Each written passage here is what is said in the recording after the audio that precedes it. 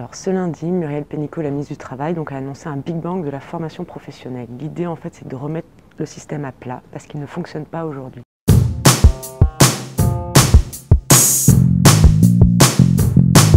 Seulement 36% des Français bénéficient d'une formation alors qu'il pourrait être beaucoup plus.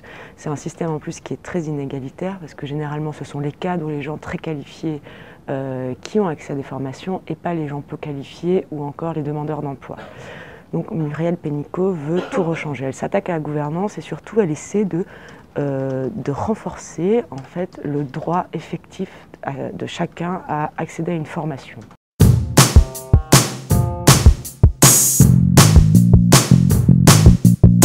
Chaque salarié aura 500 € par an sur son compte personnel de formation avec un plafond de 5 000 €. Et pour les personnes les peu qualifiées, ce sera 800 € par an avec un plafond de 8 000 €.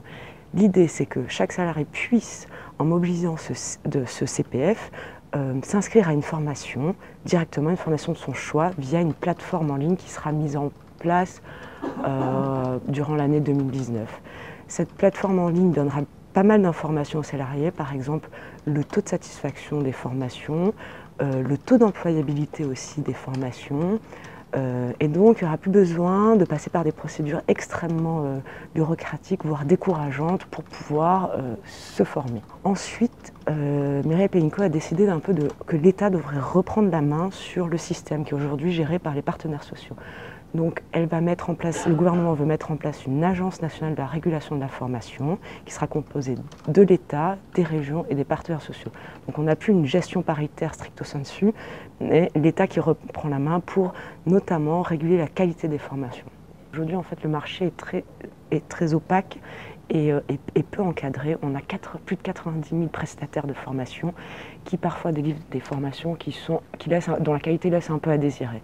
Là l'idée c'est que tout ça, ça finit. On a une autorité publique qui certifie les formations auxquelles auront droit donc les citoyens et les salariés.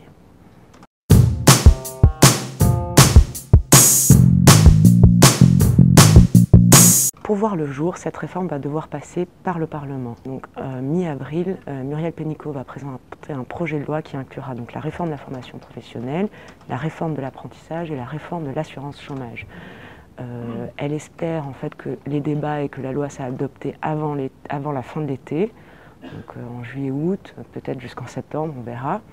Et puis après, il y aura tout un processus de mise en œuvre assez complexe qui va se lancer. L'idée en fait, c'est que tout soit bouclé. Ils sont en train de voir un peu comment ils peuvent faire, mais que tout soit bouclé maximum 2020-2021. Le pari du gouvernement, c'est qu'en modernisant le système et en enlevant toute la papasserie, les jeunes aient plus envie d'accéder à ces formations. Parce qu'aujourd'hui, quand vous allez sur le site internet du compte professionnel de formation, vous avez une liste de formations qui tombent, vous devez choisir et puis contacter votre top câble. Enfin, c'est vraiment, c'est pas du tout attrayant et on laisse souvent tomber. Là, l'idée, c'est de renverser la tendance et que le système soit au service du jeune et au service des salariés.